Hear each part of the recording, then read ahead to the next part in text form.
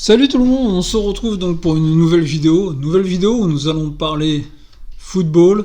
Football, nous allons le retour de la Ligue 1. Ça y est, la Ligue 1 revient. Après toutes ces péripéties de l'été, avec les droits de TV et tout ce qui va avec. Le retour de la Ligue 2 aussi. La Ligue 2, on l'a vu avec sa DNCG qui a retiré quelques clubs de la Ligue 2. Nous allons parler des Jeux Olympiques, les Jeux Olympiques et l'équipe de France masculine et l'équipe de France féminine. Donc nous allons voir le parcours de ces deux équipes et nous allons en parler. Mais avant toute chose, pensez bien à vous abonner. Nous sommes actuellement 1400 abonnés. Il en faut plus, il faut plus de monde. N'hésitez pas, venez, abonnez-vous. Laissez un pouce bleu, ça fait toujours plaisir pour le travail. Et surtout, laissez des commentaires. Mettez un maximum de commentaires. Vous êtes d'accord avec moi, vous n'êtes pas d'accord avec moi. Vous avez le droit. On est là pour ça. Donc venez, mettez des commentaires, allez-y. On va donc commencer tout de suite et nous allons parler de la Ligue 1.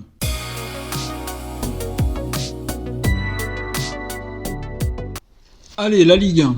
La Ligue 1, on commence vendredi soir, donc vendredi 16 août. Match d'ouverture, le tournant du titre, le PSG se déplace au Havre. Paris Saint-Germain, effectif, qui a perdu Kylian Mbappé, ça fait des mois et des mois qu'on entend parler. Ça fait des mois et des mois que les spécialistes et les consultants et tout ça nous disent que le PSG c'est fini. Ils ont perdu Kylian Mbappé, donc il n'y a plus de club. On va voir, c'est vrai que le PSG ne recrute pas fort, là actuellement, au moment où on se parle, il n'y a que 3 arrivées. Dans un, on se demande pourquoi, un gardien, bon voilà, ça c'est mon avis, on parlera du mercato un peu plus tard. Voilà un PSG qui est donc assez stable, qui n'a pas beaucoup bougé. Se déplace au Havre avec un nouvel entraîneur, Didier Digard. Didier Digard, on s'en souvient quand il avait repris en main l'OGC Nice, il avait apporté quelque chose. Donc là, on va bien voir ce que ça va donner. Donc match d'ouverture vendredi, le Havre reçoit le tenant du titre, le PSG. Le samedi, on a l'Olympique de Marseille qui a tout changé, comme à son habitude depuis que Pablo Longoria est donné le président, se déplace à Brest. Brest, la grande surprise de la saison dernière. Est-ce que les Brestois vont être sur leur lancée ? On va bien voir ce que ça va donner. Mais vraiment, l'attraction, ça va être l'Olympique de Marseille. Son nouvel entraîneur, Deserbi, qui a fait quelque chose de vraiment très très bien, qui surfe sur la vague qu'il a eu amenée à Brighton. Donc on va voir un peu ce que ça va donner. Donc premier déplacement pour les Marseillais, sur lequel on va quand même jeter un œil. Et le dimanche soir, en clôture de cette première journée, on a le deuxième Olympique, les Lyonnais, qui se déplacent à Rennes. L'Olympique Lyonnais, on se souvient de la deuxième partie de la saison dernière qui a été tout bonnement extraordinaire. N'oublions pas qu'ils sont partis de la dernière place pour remonter à la 6e. Ils ont quand même accroché l'Europe, les Lyonnais. Et ils s'inclinent en finale de la Coupe de France contre le PSG. Donc, les Lyonnais, s'ils sont sur la continuité de la fin de saison dernière, je pense que les Lyonnais vont être là dans le bon wagon cette année. Alors, voilà la Ligue 1. La Ligue 1, je vous l'ai dit en intro, avec toutes les péripéties dues aux droits de télé, des droits de télé où on ne savait plus trop où ça allait danser. Là, ça va repartir avec DAZ qui a quand même un abonnement très très cher. On l'a vu, il a 14,99€ si on prend un abonnement d'un an. Sans engagement, il est à 19,99€. Donc on voit quand même que l'abonnement, quand même, ça va coûter cher pour regarder les matchs. Surtout qu'on a Beansport qui a récupéré un match. Mais on s'aperçoit que Beansport, Canal+, voilà. Ça va coûter cher cette année pour regarder quand même la Ligue 1 à la télé. Donc la Ligue 1 a perdu sa plus grande attraction qui est Kylian Mbappé. Kylian Mbappé qui était la grande attraction de la Ligue 1, qui était la grande star de la Ligue 1, donc a quitté la Ligue 1. On va voir ce que va donner la Ligue 1 cette année. On en reparle, on en redit, on va suivre toute cette année de Ligue 1, où certains clubs avec les droits de télé qui ont extrêmement diminué vont être en très grosse difficulté quand même toute cette saison. Donc nous allons voir la Ligue 1, on va suivre la Ligue 1 avec attention et nous allons voir tous les clubs de Ligue 1. Donc on se dit déjà, vendredi soir, premier match, le PSG se déplace au Havre. Donc en clair, le tenant du titre, c'est pas une histoire de PSG, c'est le tenant du titre, se déplace au Havre. Premier match, donc à vendredi soir. La Ligue 2 va reprendre ses droits aussi ce week-end, vendredi soir, première journée de Ligue 2. Alors la Ligue 2 avec ses attractions, donc ces clubs qui redescendent de Ligue 1, comme le FC Metz qui s'est battu l'an dernier lors des barrages pour justement essayer de se maintenir avec sa défaite dans les prolongations contre les Stéphanois. Donc nous allons voir Clermont Foot aussi, nous allons voir ce que ça va donner. Et le FC Lorient, donc là les trois équipes qui sont redescendues de Ligue 2, de Ligue 1. Après on a le Paris FC, on a Rodez qui était en haut du tableau l'an dernier et quelques autres équipes. Cette année peut-être l'attraction, le Stade Malherbe de Caen racheté par la fondation, je ne sais pas comment on peut appeler ça, mais racheté par la famille Mbappé. Donc on a déjà une première recrue importante avec Yann Villa qui vient d'arriver, qui était un joueur de très très haut niveau quand il était plus jeune. Et je pense quelques petits jeunes qui risquent d'arriver de Bondy et de la région parisienne, qui risquent peut-être d'apporter au Stade Malherbe de Caen. Donc voilà, la Ligue 2 qui va reprendre ses droits. La Ligue 2 pour l'instant, ça va être très très compliqué de dire on donne un favori ou on donne pas un favori. On va surtout parler des budgets. Mais on va surtout se retourner sur les trois qui descendent de Ligue 1. La Ligue 2, cette année, n'oublions pas, c'est une Ligue 2 à 18 équipes. Il n'y a que 18 équipes cette année en Ligue 2. Donc le premier sommet, on va dire qu'il est samedi après-midi entre le Stade Malherbe de Caen qui reçoit le Paris FC. Donc les deux équipes, le PFC qui l'an dernier a fait les playoffs, et le Stade Malherbe de Caen qui a été racheté donc par le groupe d'investissement de la famille Mbappé et sa première arrivée avec Yann Villa. La Ligue 2, voilà, on va garder un œil toute la saison sur la Ligue 2. Donc vous allez sur le Facebook d'Oxma Sport, sur Insta, sur X et même sur le site internet, et vous aurez le programme de la journée et les résultats des journées passées. Voilà ce qu'on pouvait dire sur la Ligue 2. On enchaîne tout de suite maintenant avec les Jeux Olympiques. Les Jeux Olympiques version football. Alors félicitations à l'Espagne qui a gagné en Jeux Olympiques football masculin, et félicitations aux USA qui ont gagné Jeux Olympiques football féminin.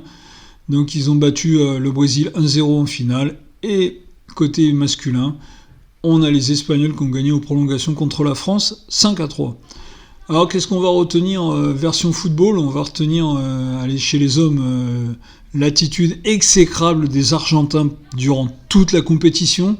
C'est vrai que les Argentins, et le premier match contre le Maroc a commencé dans une polémique pas possible. Après, c'est vrai qu'ils se sont comportés comme des petits voyous tout le long de la compétition. Et franchement, avec au summum le quart de finale contre la France, avec un joueur comme Otamendi, qui à 36 ans s'est comporté vraiment. Il a été lamentable pendant tout le match. Il ne méritait pas de finir le match, à part pleurer, et j'imagine les insultes racistes qui ont dû sortir. Mais enfin voilà, je pense qu'on est sur des mots, des termes qui sont complètement grossiers, bêtes et stupides quand on parle maintenant du football entre les Français et les Argentins. Mais nous on va revenir au football parce qu'on est là pour parler football. Et on va commencer avec l'équipe de France masculine, donc de Thierry Henry, qu'on va féliciter, car franchement ça n'a pas été simple pour Thierry Henry de mettre une équipe en place, de mettre une sélection. On a vu certains joueurs ont quitté l'équipe de France en cours de préparation, des choix donnés par leur club, comme Khéphren Thuram quand il a signé la Juventus l'ont rappelé. C'est vraiment dommage. Après on a vu, alors certains journalistes, Eric Bederman pour pas le citer, de l'équipe, s'en est pris au PSG car le PSG n'a pas laissé Bradley Barcola et Warren Zaïre-Emery aller à ces JO. Voilà, Thierry Henry, le départ, c'était pas terrible. On a vu quand même une équipe monter en puissance, un groupe se former, vraiment une véritable équipe, avec un joueur Matata devant qui n'est pas le plus connu mais qui a marqué des buts importants au moment où il fallait les marquer. Je pense, avec un Alexandre Lacazette qui a été vraiment un vrai rôle de leader. Et on a vu un Michael Olise qui a vraiment été très très bon. Mais c'est tout un groupe qui a été très très bon. Un Thierry Henry qui a créé un vrai groupe et qui a emmené un beau groupe et qui les a emmenés jusqu'à la finale. Donc l'équipe de France masculine qui finit médaille d'argent, c'est extraordinaire, c'est super. Et vraiment, félicitations à cette équipe. Et c'est une belle médaille d'argent, avec une belle finale en plus. C'est vrai qu'il y a eu 10 minutes où ils sont un peu passés au travers, ce qui a permis aux Espagnols, parce qu'il ne faut pas leur laisser la porte ouverte à ces Espagnols, de passer, de s'engouffrer et d'inscrire 3 buts. Mais on a vu les Français bien revenir dans cette fin de seconde mi-temps. Après, dommage, ils ont un peu craqué lors des prolongations, mais je leur redis félicitations aux Espagnols, mais surtout félicitations et un gros cocorico à cette équipe de France olympique masculine qui nous a vraiment fait plaisir, réconcilié avec le foot, après l'Euro de daube qu'on a vu de l'équipe de France et de son sélectionneur Didier Deschamps.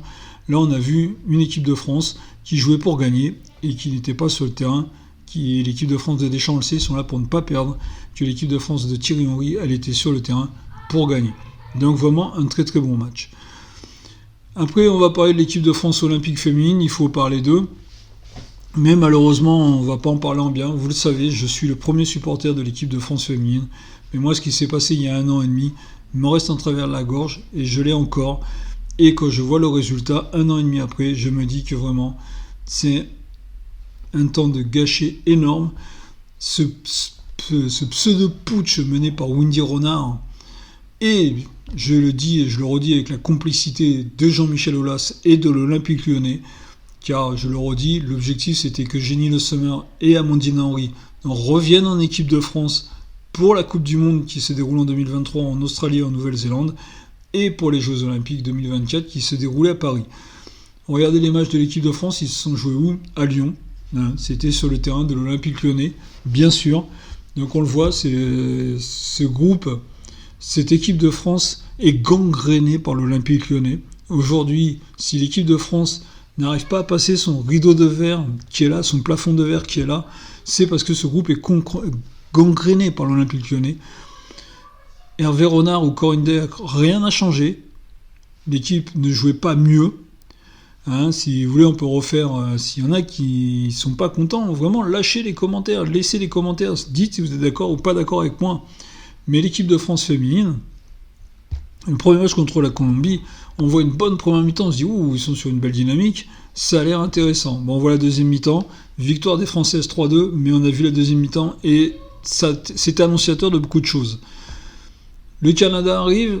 Le Canada qui arrive quand même avec des péripéties d'histoire d'espionnage, des 6 points retirés par la FIFA.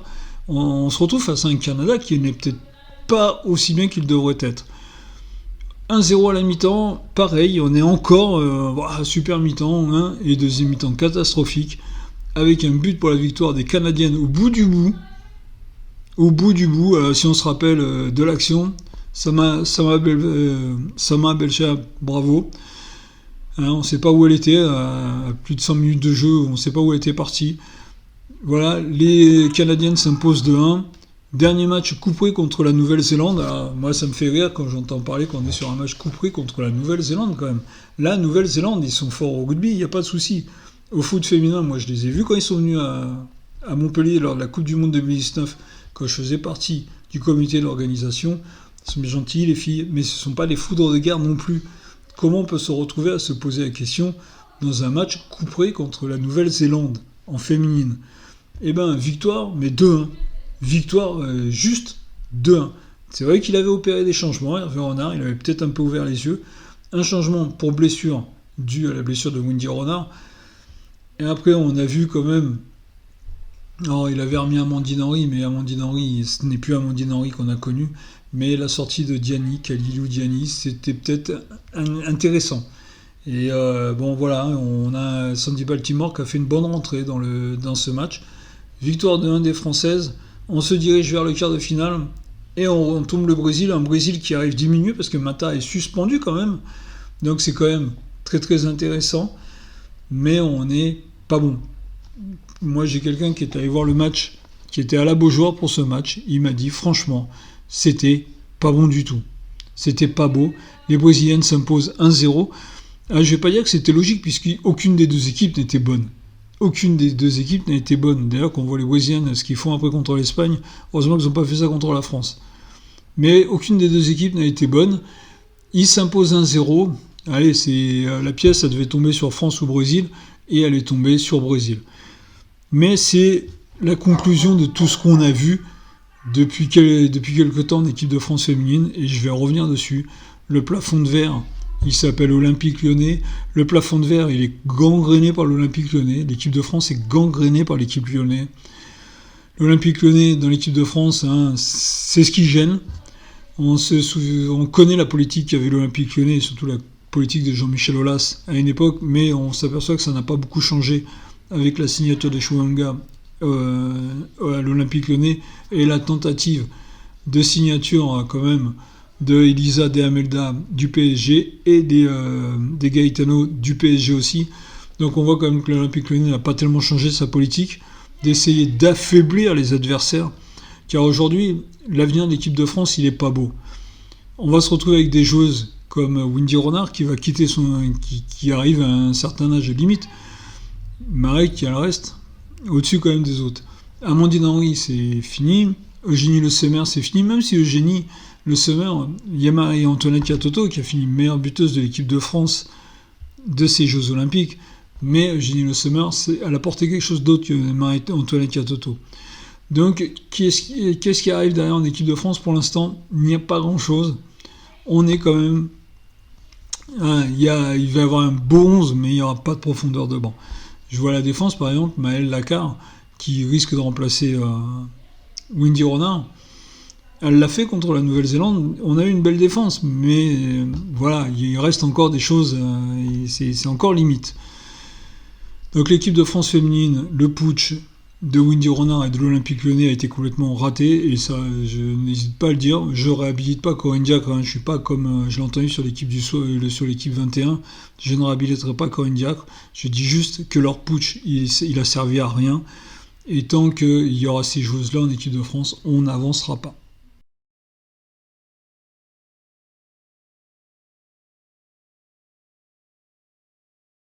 En conclusion, on va se retrouver très rapidement maintenant pour des vidéos, hein. Là, ce week-end, on a la Ligue 1 qui reprend, on a la Ligue 2 qui reprend et tous les autres championnats. Donc, on va se retrouver pour des vidéos. On va se retrouver pour une vidéo très très rapidement pour parler un peu du mercato et parler du mercato parisien surtout. Moi, je vous dis salut et à la prochaine. Et n'oubliez pas, oxmasport.fr, allez faire un tour sur oxmasport.fr pour suivre l'actualité de l'association. Je vous dis salut tout le monde et à la prochaine.